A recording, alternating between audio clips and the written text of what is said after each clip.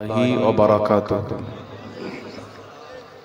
अल्हम्दुलिल्लाहि रब्बिल आलमीन वल आक़िबतु लिल मुत्तक़ीन वस्सलातु वस्सलामु अला सय्यिदिल अंबिया'i वल मुरसलीन व अला आलिहि व अस्हाबिहि अजमाईन अम्मा बअद फ़अऊज़ु बिल्लाहि मिनश शैतानिर रजीम बिस्मिल्लाहिर रहमानिर रहीम ला तअतज़िरू क़द कफ़रतुम बअदा ईमानिकुम। सदक़ल्लाहुल मौलानाल अज़ीम व सदक़ बल्लगना रसूलुहुन नबियुल अमीनुल मतीनुल मुईनुल करीम व नहनु अला ज़ालिका लमिनश शाहिदीन वश्शाकिरीन वल्हम्दुलिल्लाहि रब्बिल आलमीन। सरवर कहूँ के मालिको मौला कहूँ तुझे, सरवर कहूँ के मालिको मौला कहूँ तुझे, के बाग़े खलील का गुले ज़ेबा कहूँ तुझे। लेकिन रज़ा ने ख़त्म सुखन इस पे कर दिया, खालिक का बंदा खल्क का आका कहूँ तुझे। मैं तो मालिक ही कहूँगा कि हो मालिक के हबीब, मैं तो मालिक ही कहूँगा कि हो मालिक के हबीब, यानी महबूब व मुहिब में नहीं मेरा तेरा। और फर्श वाले तेरी शौकत का उलू क्या जाने, फर्श वाले तेरी शौकत का उलू क्या जाने, खुसरवा अर्श पे उड़ता है फरेरा तेरा, खुसरवा अर्श पे उड़ता है फरेरा तेरा। और सुलहा कुल्ली नबी का नहीं सुन्नियों, सुलहा कुल्ली नबी का नहीं सुन्नियों, सुन्नी मुस्लिम है सच्चा नबी के लिए। जिंदगी ये नहीं है किसी के लिए, जिंदगी है नबी की नबी के लिए। दागे इश्क़ नबी ले चलो कब्र में, है चिरागे लहद रोशनी के लिए। अख्तरे कादरी खुल्द में चल दिया, अख्तरे कादरी खुल्द में चल दिया, खुल्द वाहे हर कादरी के लिए। अल्हम्दुलिल्लाह, समस्त तारीफ प्रशंसा गुणगान মহান রব্বুল আলামিন ওয়াহদাহু লা শারীকের জন্য, যে আল্লাহ ব্যতীত কেউ ইবাদতের যোগ্য নয়, যে আল্লাহ ব্যতীত কেউ সাজদা পাওয়ার যোগ্য নয়। সেই মহান রব্বুল আলামিনের জাত ও সিফাতে কোন রকমের কোন শরীক বা অংশীদার নাই। সেই মহান রব্বুল আলামিন ওয়াহদাহু লা শারীকের অগণিতবার অসংখ্যবার শুকরিয়া আদায় করি, যিনি আমাকে আপনাকে কুল জাহানকে সৃষ্টি করেছেন এবং তার সৃষ্টির মধ্যে আমাদেরকে সর্বশ্রেষ্ঠ অর্থাৎ আশরাফুল মাখলুকাত বানিয়েছেন এবং শ্রেষ্ঠ নবী হযরতে মুহাম্মদুর রাসূলুল্লাহ সাল্লাল্লাহু তাআলা আলাইহি ওয়া আলিহি ওয়াসাল্লামে আমাদেরকে উম্মত বানিয়েছেন। তাই সকলে অন্তরের স্থল থেকে আল্লাহ পাকের শুকরিয়া আদায় করি। একবার জবান খুলে পাঠ করুন আলহামদুলিল্লাহ। আল্লাহ পাকের হামদ ও সানার পর রাসূল আকরাম নূরে মুজাসসাম সরওয়ারে দো আলম রাহমাতুল লিল আলামিন শফিউল মুজনবিন আনিসুল গারিবিন রাহাতে আশিকিন ইমামুল আম্বিয়া মক্কার সরদার মদিনার তাজদার মা আমিনার লাল আব্দুল্লাহ নয়নতারা শাফাতের কান্ডারি রহমতের ভান্ডারি কাল কিয়ামতের কঠিন দিনে সুন্নি সহিহুল আকীদা মুসলমানদের শাফাআতকারী তাহা ওয়া ইয়াসিন সিরাজ মুনির বশির ও নজির আহমদে মুস্তাফা জনাবে মুহাম্মদুর রাসূলুল্লাহ সাল্লাল্লাহু তাআলা আলাইহি ওয়া আলিহি ওয়াসাল্লামের প্রতি অগণিতবার অসংখ্যবার দুরূদ ও সালাম বৃষ্টির ন্যায় বর্ষিত হোক, গর্বিত হোক। সকলে পাঠ করুন আল্লাহুম্মা আমিন। মঞ্চে উপস্থিত যোগ্য বিজ্ঞ অভিজ্ঞ উলামায়ে কেরাম হযরত আল্লামা মাওলানা মুফতি আলাউদ্দিন দলিলি সাহেব কিবলা এবং জুমলা উলামায়ে কেরাম তালবায়ে ইসলাম, হাজরিন মজলিস, ইসলাম দরদি ভাই ও বাবুজিরা, পর্দার আড়ালের মা ও বোনেরা, সকলকে আমার আন্তরিক সালাম ও শুভেচ্ছা জানিয়ে মহান রব্বুল আলামিনের মহান দরবারে সকলে মিলে দোয়া করি যেন আল্লাহ পাক আমাদের হাজরিকে কবুল করে সিধরি মহিলা মাদ্রাসাকে কিয়ামত পর্যন্ত আহলে সুন্নাত ওয়াল জামাতের একটি মজবুত কিলা হিসাবে হায়াত দান করেন। সকলে পড়ুন আল্লাহুম্মা আমিন। আপনারা সকলে জানেন, অবগত আছেন, জীবনী বক্তা হযরত আল্লামা মাওলানা মুআজ্জম হোসেন কালিমি সাহেব কিবলা মেহনত করে পরিশ্রম করে একটি আলিশান মহিলা মাদ্রাসা কায়েম করেছেন, যার উন্নতি কল্পে এবং সেই মাদ্রাসায় পড়নেওয়ালা আমাদের ইসলামিক শাহজাদিদেরকে পাগড়ি অর্থাৎ কিরাত পাস করেছেন, তার সনদ সার্টিফিকেট দেওয়ার জন্য এবং মাদ্রাসার উন্নতি কল্পে এই জালসার আয়োজন করা হয়েছে। আলহামদুলিল্লাহ, আমাদের শরীয়তে ইলমে দিন শিক্ষা করা যেমন পুরুষদের উপরে ফরজ, তেমন মহিলাদের উপরেও ফরজ। আমার তো মনে হয় মহিলাদের চাইতে, পুরুষদের চাইতে মহিলাদেরকে দিনের শিক্ষা বেশি দেওয়া উচিত। কারণ একজন মহিলা যখন পর্দায় থাকবে, একজন মহিলা যখন সুন্নাতে আমল করবে, একজন মহিলা যখন আপনার পরহেজগার মুত্তাকি হবে, সেই মহিলা নিজের স্বামীকেও মুত্তাকি বানিয়ে দিতে পারবে। একজন মহিলা যদি মুত্তাকি হয়, তাহলে সেই মহিলা নিজের সন্তানকেও মুত্তাকি বানিয়ে দিতে পারবে। আর মনে রাখবেন, আল্লাহ তাবারাক ওয়া তাআলার নিকটে মানুষের সম্মান, মানুষের মর্যাদা টাকা পয়সা খানদানের কারণে নয়। আল্লাহ পাক স্পেশাল ভাবে বলে দিয়েছেন, ইন্না আকরামাকুম ওয়া ইনদাল্লাহি আতকাকুম, নিশ্চয় আল্লাহর নিকটে তারাই সম্মানিত যারা যত বেশি তাকওয়াওয়ালা, তারা তত বেশি মর্যাদাওয়ালা। তো আল্লাহর নিকটে সম্মানিত হতে গেলে তাকওয়া অর্জন করতে হবে, পরহেজগারিকে ইখতিয়ার করতে হবে। যার যত বেশি তাকওয়া হবে, আল্লাহর নিকটে তার তত বেশি সম্মান হবে। বড় পীর আব্দুল কাদের জিলানী সমস্ত আউলিয়ায়ে কেরামের সরদার টাকা পয়সার কারণে নয়, তাকওয়ার কারণে হয়েছে। খাজা মঈনুদ্দিন চিশতি সুলতানুল আউলিয়া মাল ও দৌলতের কারণে নয়, তাকওয়া এবং পরহেজগারির কারণে হয়েছে। ইমামে আযম আবু হানিফা সম্পদের কারণে আল্লাহর ওলি হননি, তিনি তাকওয়া এবং পরহেজগারির কারণে হয়েছে। সারা পৃথিবীতে যারা নিজের জিন্দেগিকে, নিজের জীবনকে রাসূলে কায়নাত সাল্লাল্লাহু আলাইহি ওয়াসাল্লামের গোলামিতে লাগিয়ে দিয়েছেন, ইত্তেবাতে লাগিয়ে দিয়েছেন, আল্লাহ তাবারাক ওয়া তাআলা তাদের সকলকে সাধারণ ব্যক্তি রাখেননি। কাউকে গাউসিয়াতের মাকাম দান করেছেন, কাউকে কুতুবিয়াতের মাকাম দান করেছেন, কাউকে ভিলায়াতের মাকাম দান করেছেন। যারা নিজেকে রাসূলুল্লাহর সুন্নাত মোতাবেক জীবন যাপন করেছে, আল্লাহ পাক তাদেরকে দুনিয়াতে নিজের ওলি বানিয়ে নিয়েছেন। আর তাদের জন্যই হচ্ছে সুসংবাদ। এই জন্য মুসলমান মাদ্রাসা তৈরি করা হয়। এই মাদ্রাসা থেকে মুসলমানদেরকে রাসূলের আদর্শ শেখানো হবে, রাসূল পাকের জীবন শেখানো হবে, জানে মুসলমান নিজের সারা জিন্দেগিকে রাসূল পাকের সুন্নাত মোতাবেক আমল করতে পারে। যেই ব্যক্তি রাসূলুল্লাহর সুন্নাত মোতাবেক জীবন যাপন করবে, সেই ব্যক্তি রাসূলকেও খুশ করতে পারবেন, সেই ব্যক্তি আল্লাহকেও খুশ করতে পারবেন। নবীর সুন্নাত চললে শুধু আল্লাহ আল্লাহ রাসূল নয়, আপনার স্ত্রী আপনার প্রতি খুশি হয়ে যাবে। রাসূলের সুন্নাত মোতাবেক চলেন, আপনার সন্তান আপনার প্রতি খুশি হয়ে যাবে। রাসূলের সুন্নাত মোতাবেক চলেন, আপনার গ্রামবাসী আপনার উপরে খুশি হয়ে যাবে। রাসূলের সুন্নাত মোতাবেক চললে পশু পাখি আপনার উপরে খুশি হয়ে যাবে। রাসূলের সুন্নাত মোতাবেক চললে কুল কায়নাতও খুশি হবে, কায়নাতের বানানে ওয়ালা খোদাও খুশি হয়ে যাবে। এইজন্য আল্লাহ তাবারাক ওয়া তাআলা পবিত্র কোরআনুল কারীমের মধ্যে বলেন, মাইয়ুতির রাসূলা ফাকাদ আতা আল্লাহ, যেই ব্যক্তি রাসূলের ইত্তেবা করে নিল, সেই ব্যক্তি খোদার ইত্তেবা করে নিল।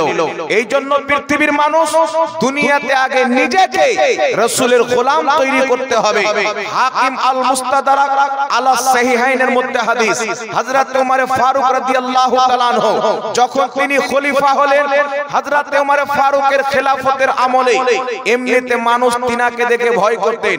তিনি যখন খলিফার মাসনাদে বসে গেলেন আরো পাওয়ার শক্তি বেড়ে গেল, তিনার ইশারাতে তো সব চলবে, তাই মানুষজন ভয়ে দিনের বেলা দরওয়াজা বন্ধ করে বাড়ির ভিতরে ঢুকে যেতেন।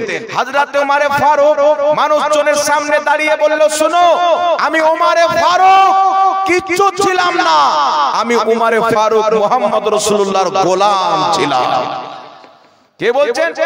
রাসূল পাকের দ্বিতীয় নাম্বার খলিফা, দ্বিতীয় নাম্বার খলিফা হযরত ওমর ফারুক নিজেকে রাসূল পাকের গোলাম বলছেন।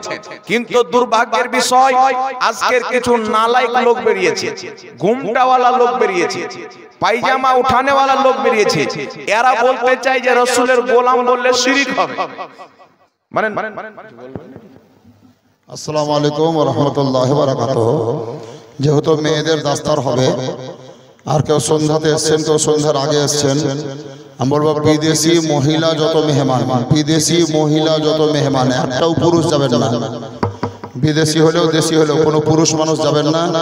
বিদেশি মহিলা যারা মেহমান আসেন, একটু দয়া করে এই রাস্তা ধরে টুকটুক করে হেঁটে গিয়ে ওই বিল্ডিংটা আপনাদের খাবারের ব্যবস্থা, আপনারা একটু গিয়ে খেয়ে নেন না।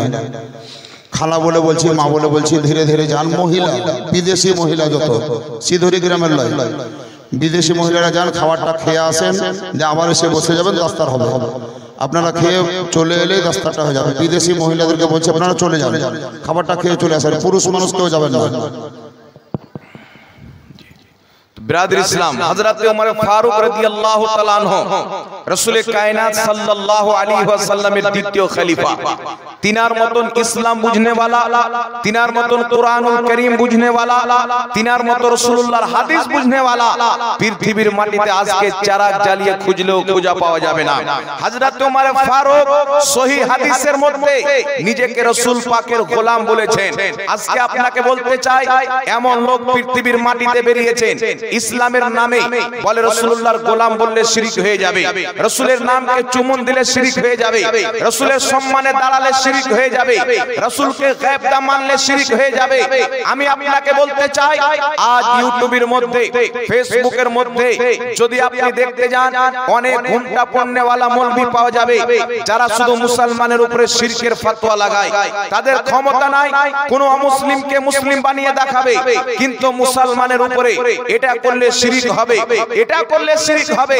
তবে আপনাকে বলতে চাই, মহান রব্বুল আলামিনের হাবিব আজ থেকে 1450 বছর পূর্বে কিতাবটির নাম হচ্ছে তাফসিরে ইবনে কাসির, সেই কিতাবের মধ্যে ইমাম ইবনে কাসির রাহমাতুল্লাহ আলাইহি সহিহ সনদে হাদিস নিয়েছেন। বর্ণনাকারী নবী পাকের বিশ্ববিখ্যাত সাহাবী হযরতে হুযায়ফা বিন ইয়ামান রাদিয়াল্লাহু তাআলা আনহু বর্ণনা করেন, আল্লাহর নবী বলছেন, হুযায়ফা, আমাকে এই কথার কোনো ভয় নাই, আমার পরে আমার উম্মত শিরক করবে না, আমাকে কোনো জিনিসের ভয় নাই, আমাকে ওই লোকের ভয় আছে, কিছু লোক বের হবে, তারা তলোয়ার নিয়ে বেরিয়ে যাবে, নিজের পড়োশির উপরে শিরকের ফতোয়া দিবে, মুসলমানের উপরে শিরকের ফতোয়া দিবে। হযরতে হুযায়ফা বিন ইয়ামান বলছেন, ইয়া রাসূলুল্লাহ, কিয়ামতের পূর্বে কি সত্যি আপনার উম্মত শিরকে লিপ্ত হয়ে যাবে, আপনার উম্মত শিরক করতে লাগবে? রাসূল পাক বললেন, না, আমার উম্মত শিরক করবে না, যারা শিরকের ফতোয়া দিবে তারা নিজেই মুশরিক হবে। 1450 বছর পূর্বে আমার আপনার নবী স্পষ্ট ভাষায় বলে দিয়েছেন, শিরকের ফতোয়া লাগালে ওয়ালা নিজেই মুশরিক হবে। আজকে আপনাকে বলতে চাই, হযরত ওমর ফারুক নিজেকে রাসূলের গোলাম বলেছেন। আমরা আহলে সুন্নাত ওয়াল জামাত কেন? আমার নবী বলেছেন, আমার উম্মতের মধ্যে 73টি ফিরকা হবে, সবাই জাহান্নামে যাবে, একটি জান্নাতে যাবে। রাসূল পাক বলেছিলেন, মা আনা আলাইহি ওয়া আসহাবি, যে আমার তরিকাতে চলবে, আমার সাহাবার তরিকাতে চলবে, ওই দলটি হবে জান্নাতি। নবী পাকের বিখ্যাত সাহাবী, নবী পাকের খলিফা হযরত ওমর ফারুক নিজেকে মুস্তাফার গোলাম বলেছেন। তাই আমরা সুন্নি মুসলমান নিজেকে মুস্তাফা জানে রহমতের গোলাম বলি।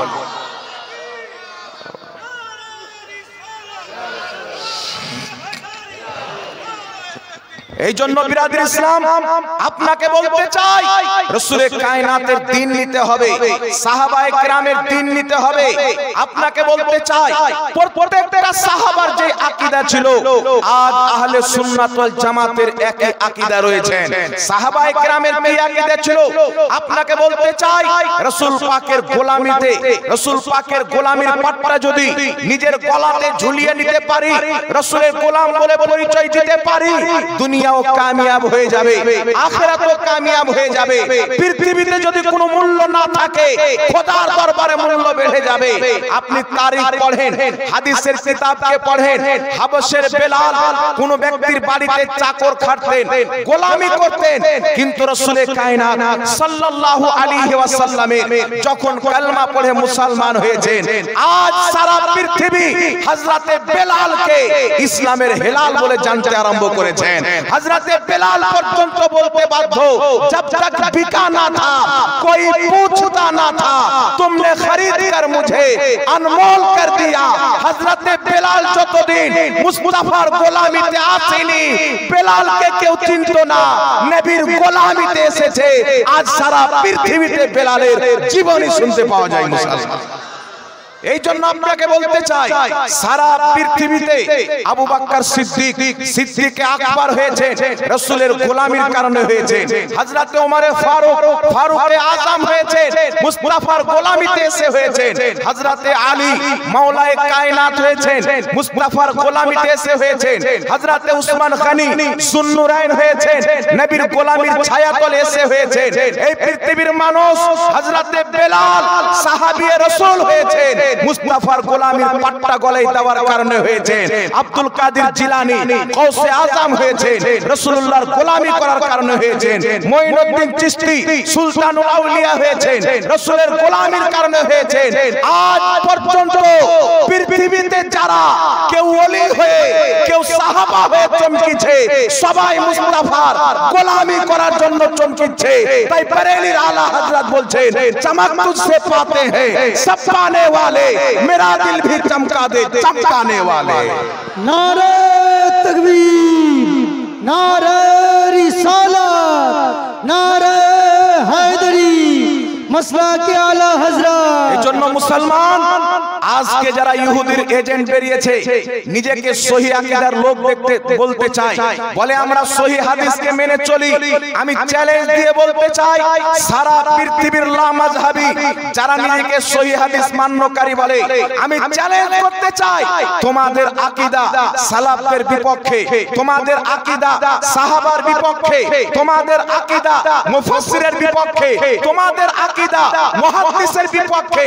আর আমরা আহলে সুন্নাত চলে এসো ময়দানে, আমাদের প্রত্যেকটা আকীদা সাহাবার মতো প্রমাণ করা হবে, আহলে বাইতের মতো প্রমাণ করা হবে। পূর্বের মুহাদ্দিসের যেটা আকীদা ছিল, আহলে সুন্নাত ওয়াল জামাতের সেটাই আকীদা। আমরা আকীদা পরিবর্তন করিনি। আমেরিকার রিয়াল আমাদেরকে কিনতে পারেনি, আমেরিকার ডলার আমাদেরকে কিনতে পারেনি, সৌদির যাকাত আমাদেরকে কিনতে পারেনি। এটা ভাগ্যের ব্যাপার। তোমরা নিজেকে বিক্রি করেছো সৌদির যাকাতের সামনে, আমরা নিজেকে বিক্রি করেছি সৌদির বাদশা মুহাম্মদ রাসূলুল্লাহর গোলামির সামনে।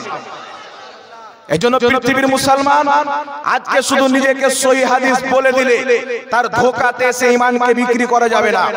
মানুষ বলতে চাই, হুজুর রাফাদান করার সহি হাদিস দিয়েছেন, আমিন জোরে বলার সহি হাদিস দিয়েছেন, নাবির বুকের উপরে হাত বানার সহি হাদিস দিয়েছে, বিভিন্ন রকমের বলতে চাই। হুজুর তারা বলতে চাই ফরজ নামাজের পরে হাত তুলে দোয়া করলে বিদআত হবে। আমি আপনাকে বলতে চাই, মুসলমান না হাত কোথায় বাঁধতে হবে মুসলমানদের ব্যাপার, নামাজ কিভাবে পড়তে হবে এটা মুসলমানদের ব্যাপার। কারণ নামাজ তাদের উপরে ফরজ আছে যাদের অন্তরে ঈমান আছে, যারা আল্লাহর আকার মানে, যারা আল্লাহর দেহ মানে, যারা নবীর ওসিলাকে শিরিক মনে করে, যারা মাজার জিয়ারতকে শিরিক মনে করে, ফরজ নামাজের পরে দোয়াকে শিরিক মনে করে, রাসূলুল্লাহর শানে দাঁড়িয়ে সালাত ও সালাম পড়াকে শিরিক মনে করে, ফাতিহাকে শিরিক মনে করে, নবীকে নূর মানাকে শিরিক মনে করে, নবীর গোলাম বলাকে শিরিক মনে করে, তারা মুসলমান তো নয়, তো নামাজের মসলা তারা কেন বয়ান করবে? মুসলমান তো হতে পারেনি, হাত কোথায় বাঁধলো? যদি আপনার ঈমান সালামত না থাকে, আকীদা যদি সঠিক না থাকে, নামাজ পড়েন কাজে লাগবে না, রোজা রাখেন কাজে লাগবে না। নামাজ তো আপনার উপরে ফরজ নয়, নামাজ ফরজ সুন্নি মুসলমানদের উপর। এজন্য আপনাকে বলতে চাই বাবা, আপনাদের পাশে গ্রামে একদিন প্রোগ্রামে এসেছিলাম, আমি আমার বক্তব্যের মধ্যে বলেছি, বাংলাদেশের একজন বক্তা বলেছে রাসূল পাকের মুখ দিয়ে গন্ধ বের হতো। সেই বক্তা বলেছে নিজেকে আহলে হাদিস বলে। সেই বক্তা বলেছে নবী পাক বলেছেন আয়েশা কিয়ামতে আমি তোমাকে চিনতে পারবো না। সেই বক্তা বলেছে নবী ফালফাল করে তাকিয়ে থাকবে, আমার নেকির পাল্লা ভারী হবে না, গুনার পাল্লা ভারী হবে। সেই বক্তা বলেছে যে নবী পাক কবরে মরা মানুষ পড়ে আছে, এত নবীর গুস্তাখি করার কারণে আমি বলেছিলাম তার চেহারা যদি দেখা যায় ভাত খাওয়া যাবে না, তাকে কাজ্জাব বলেছিলাম। আমি পৃথিবীকে বলতে চাই, আমি তাকে কাজ্জাব বলেছি, যার চেহারা দেখলে ভাত খাওয়া যাবে না বলেছি। আমার সামনে বসো, এটা তো ছোট বলেছি। যখন ওয়ালিদ বিন মুগীরা নবীর গুস্তাখি করেছে, তো আল্লাহ বলেছেন উতুল্লিন বাদা যালিকা জানিম, মুস্তাফা যারা তোমার গুস্তাখি করে এরা হলো জারু সন্তান। আল্লাহ বলছেন যারা তোমার গুস্তাখি করে এরা হচ্ছে জারু সন্তান। তো আমি তো শুধু বলেছি চেহারা দেখলে ভাত খাওয়া যাবে না। যেই ব্যক্তি আমার নবীর গুনার কথা বলবে, ওর চেহারা দেখলে ভাত খাওয়া যাবে, এটা ছোট কথা, ওর চাইতে খিনজির অনেক ভালো। আল্লাহ সুয়ারকে অপবিত্র বানিয়েছেন, কিন্তু সুয়ার কোনদিন রাসূলুল্লাহর বেয়াদবি করে না। দাড়ি টুপি লাগিয়ে নিজেকে আহলে হাদিস বলনেওয়ালা যদি বলে রাসূল কবরে মরা মানুষ পড়ে আছে, রাসূলের মুখ দিয়ে দুর্গন্ধ বের হতো, আমি পৃথিবীর লামাযহাবিকে চ্যালেঞ্জ করতে চাই, বুকের পাটা যদি শক্ত থাকে ময়দানে চলে এসো। তোমার মুখ দেখলে শুধু ভাত খাওয়া নয়, যেই ব্যক্তি তোমাদের নবীর গুস্তাখি করেছে তার চাইতে সুয়ার অনেক ভালো আছে, সুয়ার অনেক ভালো আছে। তাকে আল্লাহ নাপাক তো বানিয়েছে, কিন্তু মুস্তাফার গাদ্দার বানায়নি। আমার নবীর হাদিস পড়েন, আল্লাহর নবী বলছেন শুধু কিছু মানুষ ব্যতীত আল্লাহর সমস্ত মাখলুক জানে যে আমি আল্লাহর নবী।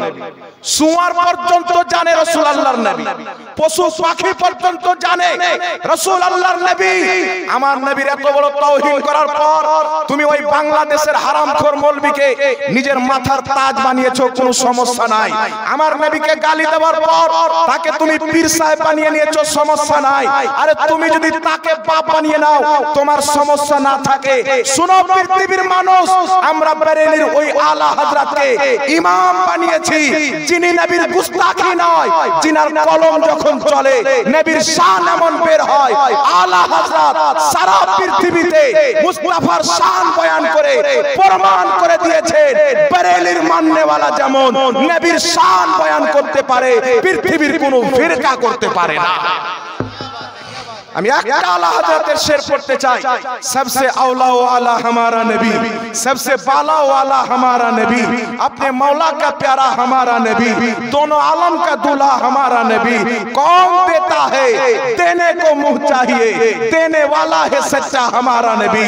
सारे ऊंचों में ऊंचा समझिए जिसे, है उस ऊंचे से ऊंचा हमारा नबी। सारे अच्छों में अच्छा समझिए जिसे, है उस अच्छे से अच्छा हमारा नबी।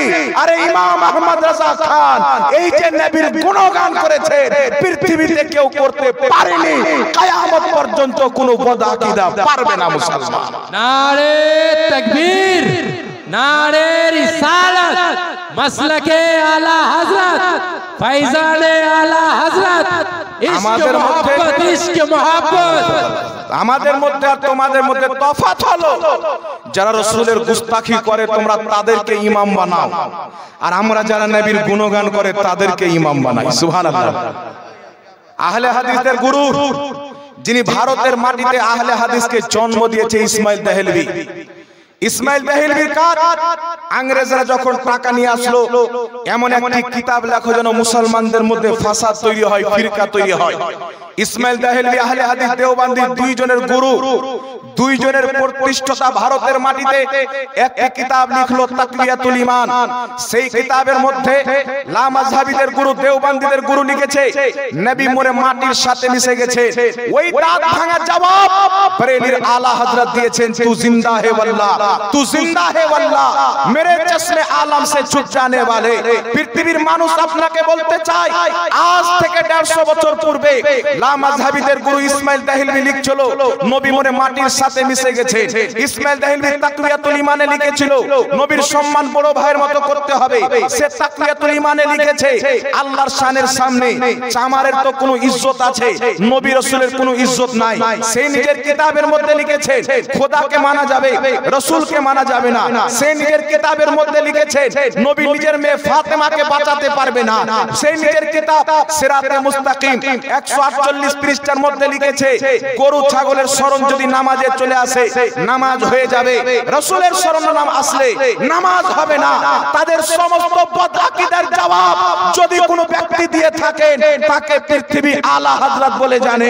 আহমদ রাজা বলে জানে পৃথিবীর মানুষ যেই আহমদ রাজা এই কাফির মুরতাদদের হাত থেকে আমাদের ঈমানকে বাঁচিয়েছে না আমরা আহমদ রাজাকে বলতে পারি না তার অবদানকে বলতে পারি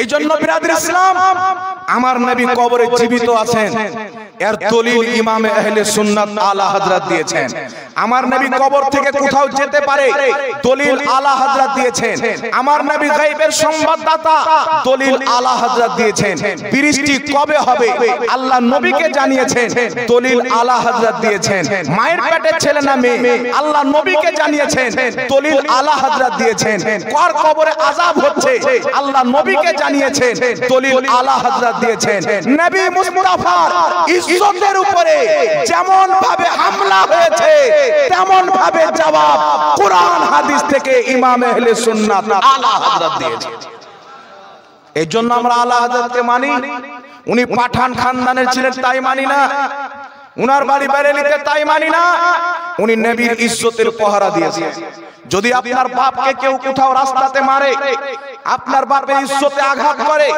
আপনার বাপকে গালি দেয় আর যদি মুফতি আলাউদ্দিন ভাই গিয়ে আপনার বাপকে বাঁচিয়ে নেয় আপনার বাপকে যদি আমি গালি দিই তো আমার আপনি দুশমন হয়ে যাবেন আর দলিলি ভাইয়ের আপনি বন্ধু হয়ে যাবেন যদি কেউ আপনার মায়ের ইজ্জতে হামলা করে আর সেখানে গিয়ে যদি মুফতি সাহেব বাঁচিয়ে নেয় আপনার মায়ের ইজ্জতে যে হামলা করবে তার আপনি কঠোর দুশমন হয়ে যাবেন কিন্তু যেই মুফতি সাহেব আপনার মায়ের ইজ্জতের পাহারা দেবে আপনি তার বন্ধু তাকে কলিজায় লাগিয়ে দিবেন তো ওয়াহাবিদের গুরু নবী মুস্তাফা তাওহীদ করেছেন ইমাম আহলে সুন্নাত 1000 চাইতে বেশি কিতাব লিখে তাদের দাঁত ভাঙা জবাব দিয়ে নবীর ইজ্জতের পাহারাদারি করেছে যেই ব্যক্তি রাসূলের ইজ্জতের হিফাজত করেছে ওই ব্যক্তির মাসলাকের হিফাজত করা আমাদের দায়িত্ব মুসলমান নবীর ইজ্জতে যখন আঙ্গুল তুলছিল জবাব তিনি দিয়েছেন তিনার সাথে কেউ যদি আঙ্গুল তুলে হাত ধরে তার জিহ্বা বের করে কুকুরকে খাইয়ে দেওয়া হবে ছাড় দেওয়া হবে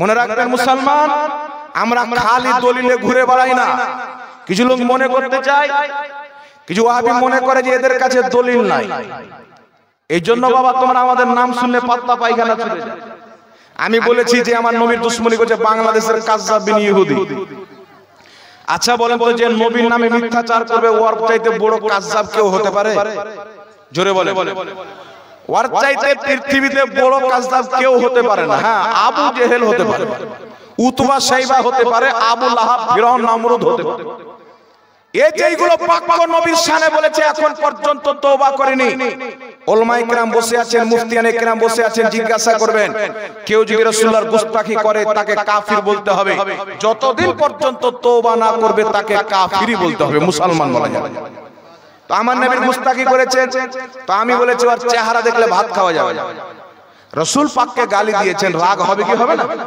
এই জোরে বলে রাগ হবে কি হবে না এই জন্য আমি বলেছি তো কিছু ফুচকা মাল এই ইহুদিদের কিছু টাকা পয়সা পেয়েছে একটা সুন্নি এলাকায় দুইটার ঘরকে নিয়ে মসজিদ বানিয়ে নিয়েছে এ বেটা আমার বিরুদ্ধে ভিডিও বানাচ্ছে যে নবীর যুগে একজন ব্যক্তি একজন খাটো ব্যক্তিকে খাটো বলেছিল তো নবী রাগান্বিত হয়ে গেছিলেন জালালে চলে এসেছিলেন কিন্তু এ বেটা জানে না যে আল্লাহ কুরআন পাকের নবীর দুশমনকে জারু সন্তান বলেছেন তো নবী খুশি হয়ে গেছেন মুসলমানকে হযরতে বেলালকে কেউ যদি কালোয়া বলে তার ঈমান পর্যন্ত শেষ হয়ে যায়, কারণ তিনি মুসলমান। আর আবু জেহেলকে হারামজাদা বলো, আবু জেহেলকে কুত্তা বলো, আবু জেহেলকে খিন্দির বলো, যত বলবে ওর ঈমান মজবুত হবে, গুনাহ হবে না। তো তোমার মৌলবি আবু জেহেলের কাজ করেছে, রাসূল কবরে মরা মানুষ পড়ে আছে, নবীর মুখ দিয়ে দুর্গন্ধ বের হতো, নবী পাক নিজেই কিয়ামতে ফেলফেল করে তাকিয়ে থাকবে, আমার নেকির পাল্লা ভারী হচ্ছে না গুনার পাল্লা ভারী হচ্ছে, ওর মুখ দেখলে ভাত খাওয়া যাবে? কথা বলেন। ও কাজ্জাব বিন ইহুদি নয় তো মুসলমানের বাচ্চা। মুসলমানের বাচ্চা হলে ইমাম আহলে সুন্নাতের জবানে বলি মিলিয়ে বলতো সবসে আওলা ওয়ালা हमारा নবী। এ তো খ্রিস্টানের বাচ্চা, তাই রাসূল পাকের তাওহীন করেছে। নবীর বেয়াদবি করনে वाला কোনই মতে মুসলমান হতে পারে না। কথা আমার বুঝতে পারছেন কি পারেন না বাবা? এই জন্য তার ধুলাই করা হয়েছে। আর যে রাসূল পাকের বিপক্ষে বলবে বাবা আমাদের তো চলবে।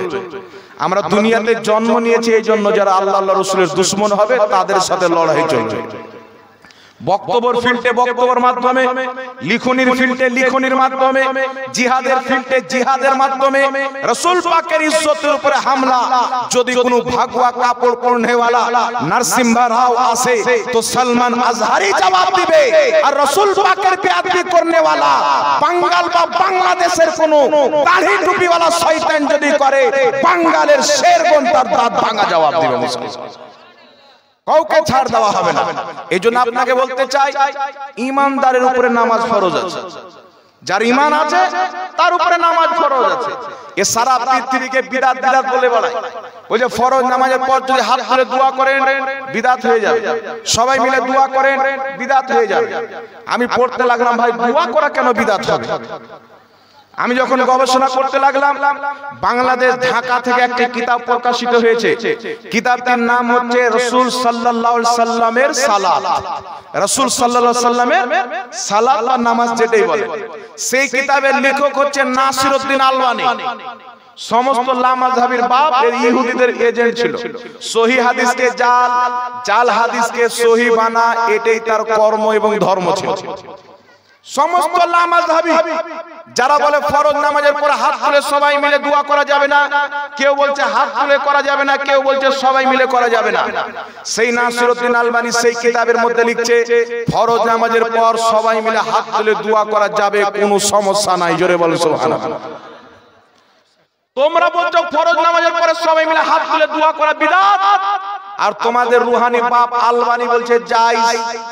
তাহলে তোমাদের ফতোয়া অনুযায়ী তোমার রুহানি বাপ আলবানী বিদআতি, আর তোমার আব্বা যদি বিদআতি হয় তো তার বাচ্চা তুমি আবার সুন্নাতি কি করে হবে? তো তোমার ফতোয়ায় তো তুমি নিজেই বিদআতি হয়ে। তো এই যেইগুলো ঘুমটাওয়ালা মৌলবি, একটি কথা মনে রাখবেন, বুখারী শরীফের হাদিস, হযরতে আনাস বিন মালিক একদিন মসজিদে খুতবা দিচ্ছেন, কিছু সাহাবায়ে কেরাম মাথাতে ঘুমটা দিয়েছেন, এইভাবে চাদর দিয়েছেন। মাথায় ঘুমটাওয়ালা মৌলবি দেখেছেন তো? মাথাতে ঘুমটা দিয়েছেন। হযরতে আনাস রাদিয়াল্লাহু তাআলা আনহু বলছেন তোমাদেরকে দেখে বদরের ইহুদিদের মতো লাগছে। কেন বলছে? বদরের যুদ্ধে মুসলমানদের বিপক্ষে যত ইহুদি এসেছিল সকলের মাথাতে ঘুমটা ছিল। ঈদবিড়িকে একটা চাঁদিতে টুপি আর বড় ঘুমটা। এখন পর্যন্ত ইহুদি সার্চ করবেন এত বড় একটা টুপি থাকবে, মাথাতে ঘুমটা থাকবে। আমি আপনাকে বলতে চাই, বুখারীতে হাদিস, মুসলিমে হাদিস, আবু দাউদে হাদিস, তিরমিজিতে হাদিস, নাসাইতে হাদিস, ইবনে মাজাহতে হাদিস, মুসান্নাফ ইবনে আবি শাইবাতে হাদিস, আরে সহিহ কিতাবের মধ্যে হাদিস। আল্লাহর নবী টুপি পড়েছেন, টুপির উপরে পাগড়ি পড়েছেন। যারা রাসূলুল্লাহর পাগড়িকে নামিয়ে রাসূলুল্লাহর সুন্নাতকে মিটিয়ে ইহুদিদের সুন্নাতকে অবলম্বন করেছে, এই রকম ঘুমটাওয়ালা মৌলবি যদি বলে মিলাদুন নবী পালন করা বিদআত, ফরজ নামাজের পরে হাত তুলে দোয়া করা বিদআত, সুন্দর করে একটা সাইকেলের টায়ার নেবেন, টায়ারকে চার ভাগে বিভক্ত করে কাটবেন, একটা বাঁশের আগালে বেঁধে একটু পেট্রোল ঢেলে আগুন জ্বালাবেন। আর ওই মৌলবিকে যদি ঘুমটাওয়ালা কোথাও পান তাহলে আবার লুঙ্গির তলে আগুন লাগিয়ে দিবেন, আগুন লাগিয়ে দিবেন। এটা শয়তান তাড়ার দোয়া। এই ঘুমটাওয়ালা শয়তান, এমনি শয়তান তাড়ার দোয়া আলাদা আছে, ওই সিনালিয়ান ইমাম সাহেবের কা। এই দাড়ি টুপিওয়ালা শয়তান যদি তাড়াতে হয় তাহলে আবার ৮৬ মুজাররাদে আগুন লাগাতে হবে। বুঝতে পারছেন? হারাম করা বক্তব্য দিচ্ছার বলছে যে পীর আবার কে? পীর সাহেবকে ধরো, কাঁচা কমচি নিয়ে আর পাছা লাল করো লুঙ্গি খুলে আর মরিচ লাগিয়ে দাও। তো আমি আপনাকে বলছি এই দাড়ি টুপিওয়ালা ঘুমটাওয়ালা ইহুদির এজেন্ট শয়তানদেরকে যেখানে পাবে ওই ট্রাক্টরের নয় সাইকেলের টায়ারকে 4 ভাগে বিভক্ত করবেন, একটা বাঁশের আগলিতে বেঁধে পেট্রোল ঢেলে আগুন জ্বালাবেন আর ওর লুঙ্গির তলে ভরে আগুন লাগিয়ে দেবেন। এমন তাড়াবেন যেন দাড়িওয়ালা শয়তান আপনার এলাকাতে না চাপতে পারে। কথা বুঝতে পারছেন? ও যদি পীর সাহেবের পাছা লাল করতে পারে তো আর আমরা আর কিছু লাল করতে পারি না, ওর 14 গোষ্ঠীকে লাল করে দেবো জানে না। এই জন্য আপনাকে বলতে চাই মুসলমান, এরা হচ্ছে শয়তান। এখন বসে আছে, একজন লোক যাচ্ছে হেঁটে, তো দেখছে তো একটা লোক সিংহাসনে বসে আছেন, এমন ভাবে ঘুম টানছে মনে হচ্ছে আর কোনো গম, কোনো টেনশন, কোনো ফিকির নাই। তো লোকটা বলছে, হ্যাঁ হ্যাঁ তোমার বাড়ি কোথায়? এমন আরাম করছো মনে হচ্ছে তোমার কোনো চিন্তাই নাই। তো লোকটা বলছে, আমি হচ্ছি শয়তান। তো লোকটা বলছে, তুই শয়তান? বলছে, হ্যাঁ। তো শয়তানের কাজ হলো নামাজিকে বেনামাজি বানানো। মানুষ মসজিদ যাবে তাকে বাধা দেওয়া, রোজা রাখবে তাকে বাধা দেওয়া, হজে যাবে তাকে বাধা দেওয়া, যাকাত দিবে তাকে বাধা দেওয়া, ওসুল বের করবে তাকে বাধা দেওয়া, দান করবে তাকে বাধা দেওয়া। তোমার কাজ হলো ভালো কাজ থেকে বাধা দেওয়া আর খারাপ কাজের আদেশ দেওয়া। তো তুমি এখানে বসে কি করছো? তো শয়তান বলছে, যত সব লাল রুমালওয়ালা ইহুদির এজেন্ট দেখছো শয়তান, এ সব হচ্ছে আমার খলিফা, এদেরকে খেলাফত দিচ্ছি, আমার কাজ চালাচ্ছে, আমি এখন রেস্ট দিচ্ছি। এই শয়তানের এজেন্ট দেখবেন এরা মৌলবি হয়ে সার্টিফিকেট পরে লাই ক্যামেরা আগে কিনে, কারণ ক্যামেরাতে ফুচ করে একটা মশলা বলে ছেড়ে দিল, মানুষ চেক করছে রে বিদাত বলছে রে। কিন্তু বিদাত কাকে বলে কত প্রকারের 14 গোষ্ঠী জানে না। বিদাত যে কত প্রকারের জানে না, বলে বিদাত মানি খারাপ, বিদাত মানি খারাপ। আর ওর বাপ ইবনে তাইমিয়া মাজমুয়া ফাতাওয়াতে লিখছে বিদাত ভালো হয়, বিদাত খারাপ হয়। তো তোমার বাপ কোন পানির আর তুমি কোন পানির একটা হিসাব করে বলো। ইহুদি খ্রিস্টানি হবে না পুরি। নিজের কিতাব তোহফাতুল আহওয়াজের মধ্যে নবী ফরজ নামাজের পরে হাত তুলে দোয়া করেছেন। এই প্রসঙ্গে 4টি হাদিস উল্লেখ করে বলছেন যে আহলে হাদিস আলিমদের, আহলে হাদিস শাইখদের একাধিক শাইখ বলেছে ফরজ নামাজের পর সবাই মিলে দোয়া করা জায়েজ আছে। সুবহানাল্লাহ। একাধিক আহলে হাদিস মৌলবি বলেছে ফরজ নামাজের পর দোয়া করা, হাত তুলে সবাই মিলে দোয়া করা যায়। তো তাদের ফতোয়া অনুযায়ী একাধিক আহলে হাদিস মৌলবি জাহান্নামী না কি বলেন? বিদাতি তাদের ফতোয়া অনুযায়ী লামাযহাবীদের গুরু নাজির হোসেন দেহলভী ফতোয়া নাজিরিয়ার মধ্যে লিখছেন ফরজ নামাজের পর হাত তুলে দোয়া করা সওয়াবের কাজ। আহলে হাদিসদের গুরু সানাউল্লাহ অমৃতসরী ফতোয়া সানাইয়ার মধ্যে লিখছেন ফরজ নামাজের পর হাত তুলে রাসূলুল্লাহ দোয়া করেছেন, হাত তুলে দোয়া করা যায়। নাসিরউদ্দিন আলবানী আহলে হাদিসদের গুরু নিজের কিতাব রাসূলুল্লাহ সাল্লাল্লাহু আলাইহি সাল্লামের নামাজ, এই কিতাবের মধ্যে লিখছে ফরজ নামাজের পর হাত তুলে দোয়া করা যায়, সবাই মিলে দোয়া করা যায়। যেই লামাযহাবী বলতে চায় ফরজ নামাজের পর হাত তুলে সবাই মিলে দোয়া করা বিদআত, আমি চ্যালেঞ্জ করে বলতে চাই যারা আমাদেরকে বিদআতি প্রমাণ করবে তাদের কিতাব থেকে তাদের 14 গোষ্ঠী বিদআতি প্রমাণ হবে, তাদের 14 গোষ্ঠী বিদআতি প্রমাণ হবে। কিন্তু আলহামদুলিল্লাহ আমার নবী নিজেই হাত তুলে দোয়া করেছেন ফরজ নামাজের পর। কিতাবের নাম হচ্ছে তোহফাতুল আহওয়াজি, আহলে হাদিসদের মুহাদ্দিসের লেখা কিতাব। সাহাবায়ে কেরাম সবাই মিলে ফরজ নামাজের পর হাত তুলে দোয়া করেছেন। কিতাবটির নাম আল বিদায়া ওয়ান নিহায়া, কিতাবটির নাম তারিখে তাবারি। দুটি কিতাবের মধ্যে হাদিস উল্লেখ। নবী পাকের সাহাবী হযরতে আলা বিন হাজরামি সমস্ত সাহাবাকে নিয়ে ফরজ নামাজের পর হাত তুলে দোয়া করেছেন। তিনি দোয়া করেছেন, সমস্ত সাহাবা আমিন আমিন বলেছেন। এই জন্য কিয়ামত আসতে পারে কোন লামাযহাবী কিয়ামতের সকাল পর্যন্ত ফরজ নামাজের পর হাত তুলে সবাই মিলে দোয়া করাকে বিদআত এবং নাজায়েজ প্রমাণ করতে পারবে না। যদি প্রমাণ করতে আসে তাহলে তাদের বড় বড় ইমামরাই বিদআতি প্রমাণ হয়ে যায়। কথা বুঝতে পারছেন বাবা? এবার আরেকটা মশলা আপনাকে লাস্ট বলে দিই। আগামীতে আমাদের আসছে এটা রাজাবুল মুরাজ্জাবের মাস। এই মাসের 27 তারিখে আল্লাহর নবী মেরাজে গিয়েছিলেন। ইমাম বাইহাকি বলছেন মেরাজ হয়েছিল 27 তারিখে। শারহে বুখারী ইমাম কাসতালানি বলছেন মেরাজ হয়েছিল 27 তারিখে। ইমাম কাজী আয়াজ বলছেন মেরাজ হয়েছিল 27 তারিখে। সংখ্যাগরিষ্ঠ মুহাদ্দিসিনে কেরামের মত যে মেরাজ হয়েছিল রজব মাসের 27 তারিখে। তো 27 তারিখে কেন্দ্র করে আমাদের অনেক আহলে সুন্নাত ওয়াল জামাতের ভাইরা রোজা রাখে। এখন কিছু লামাযহাবি বেরিয়েছে বলছে 27 তারিখে রোজা রাখা বিদআত। 27 তারিখে রোজা রাখা কি বলছে বিদআত। কিন্তু নবী পাক কি বলেন? কিতাবটির নাম ফাজাইলে আওকাত, মিশর থেকে প্রকাশিত, লেখকের নাম ইমাম বাইহাকি, হাদিস নাম্বার 11। কিতাবটির নাম শোয়েবুল ঈমান, লেখকের নাম ইমাম বাইহাকি, হাদিস নাম্বার 3530। ইমাম বাইহাকি রাহমাতুল্লাহ আলাইহি হাদিস থেকে উল্লেখ করে বলেছেন এই হাদিসের মান হচ্ছে হাসান। হাসান পর্যায়ের হাদিস হযরতে সালমান ফারসি রাদিয়াল্লাহু তাআলা আনহু বর্ণনা করেন আল্লাহর নবী সাল্লাল্লাহু আলাইহি ওয়াসাল্লাম বলেছেন এই রজবুল মুরাজ্জাবের মহিনাতে এমন একটি রাত আছে যেই রাত্রিতে কোন ব্যক্তি যদি একটা রোজা রাখে সে যেন 100 বছর রোজা রাখে। একটা যদি রোজা রাখে সে যেন 100 বছর রোজা রাখলো। আর যদি সেই ব্যক্তি রাত্রিতে ইবাদত করে সে যেন 100 বছর ইবাদত করলো। সুবহানাল্লাহ। ইমাম বাইহাকি বলছেন ওই রাত্রি হচ্ছে রজব মাসের 27 তারিখের রাত। জোরে হবে না সুবহানাল্লাহ? তো রাসূল পাক বলছেন একটা যে রোজা রাখলো 100 বছর রাখলো। আর আহলে হাদিস বলছে যে আমরা নবীর হাদিস মাননেওয়ালা, আর বলছে রোজা রাখা বিদআত। তো এই নবীর হাদিস মানে না আমেরিকার ফান্ডিং এর হাদিস মানে? এদের বাপ ইসমাইল দেহলভি ইংরেজদের টাকা খেয়ে তাকওয়াতুল ঈমান আমার নবীকে গালি দিয়েছে। এরা সৌদির যাকাত পাবে না, আমেরিকার ফান্ডিং পাবে না যদি উটপাটাং ফতোয়া না মারে। আর দাড়িতে এমন করে কালার লাগিয়ে ঘুমটা পড়বে মনে হবে কালকে বিয়ে হয়েছে, সুহাগ রাতে যাবে।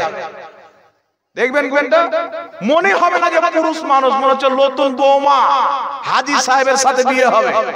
এমন পর্দা করে আছে। পর্দা করার মানে হলো যে আমরা হচ্ছে মহিলা সুন্নিদের সামনে বসার যোগ্যতা রাখি না, তাই আগে মহিলা সেজে যাচ্ছে। এই জন্য এই দাড়ি টুপিওয়ালা শয়তান থেকে নিজের ঈমানকে বাঁচাবেন। মাথায় ঘুমটা পড়া ইহুদিদের তরিকা। রজব মাসের 27 তারিখে রোজা রাখবেন, রাসূলের হাদিস দ্বারা প্রমাণিত। শাবে বারাতে রোজা রাখবেন, রাসূলের হাদিস দ্বারা প্রমাণিত। ফরজ নামাজের পর হাত তুলে দোয়া করবেন, আপনার নবী দোয়া করেছেন।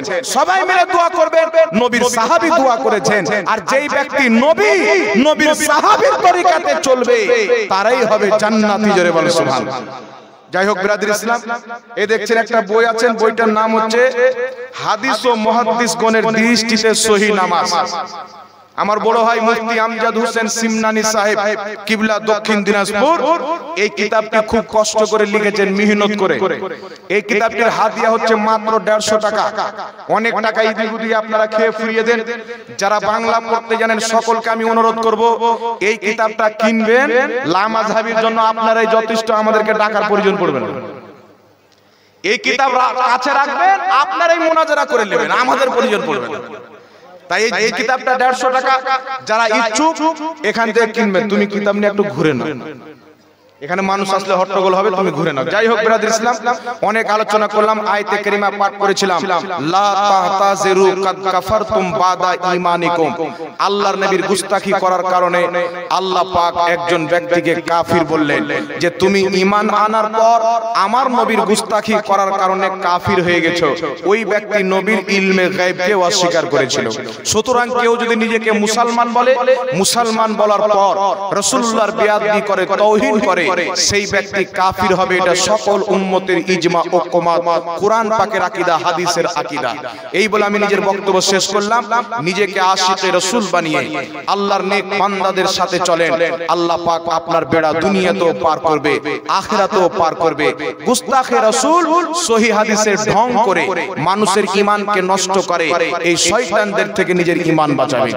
এখন আপনাদের সম্মুখে হুজুর মুনাজির আহলে সুন্নাত শেরে বাঙ্গাল হযরত আল্লামা মুফতি জুবায়ের হোসেন মুজাদ্দিদি সাহেব কিবলা মাদ্দাজিল্লাহুল আলী ওয়ান নুরানি, উনি দেখছেন ওনার বক্তব্য শুনলে মনে হবে যে একজন 50 বছরের বয়স্ক মুরব্বী লোক নয়, 18 বছরের যুবক বক্তব্য দিচ্ছে। এটা আলা হযরতের ফয়েজ, খাজা মুজাফফর হোসেন আলাইহির রহমার ফয়েজ, হুজুর তাজুল শরিয়ার ফয়েজ। সুবহানাল্লাহ হবে না? আর একটু জোরে হবে না সুবহানাল্লাহ? চেহারা দেখেন, যত জায়গাতে হুজুর মুনাজারাতে গিয়েছেন প্রত্যেক জায়গাতে আল্লাহ জয়দান করেছেন। এটা আলা হযরতের ফয়েজ যে কোন জায়গায় মুনাজারাতে বসে আমাদের মুখকে আল্লাহ পাক কালো করে দিয়েছেন, এই রকম হয়নি আর কিয়ামতের সকাল পর্যন্ত হবে না। এই রকম হীরা যতদিন পর্যন্ত আমাদের কাছে আছে ততদিন পর্যন্ত ইনশাআল্লাহ বাতিল ভাগ ছিল, ভাগছে আর কিয়ামত পর্যন্ত ইনশাআল্লাহ ভাগতে থাকবে। যাই হোক, আল্লাহ সকলকে মাসলাকে আহলে সুন্নাত, সাহাবার মাসলাক, আহলে বাইতের মাসলাকের প্রতি কায়েম ও দায়েম রাখুক। ওয়া আখিরি দাওয়ানা আনিল হামদুলিল্লাহি রাব্বিল আলামিন। আসসালামু আলাইকুম ওয়া রাহমাতুল্লাহ।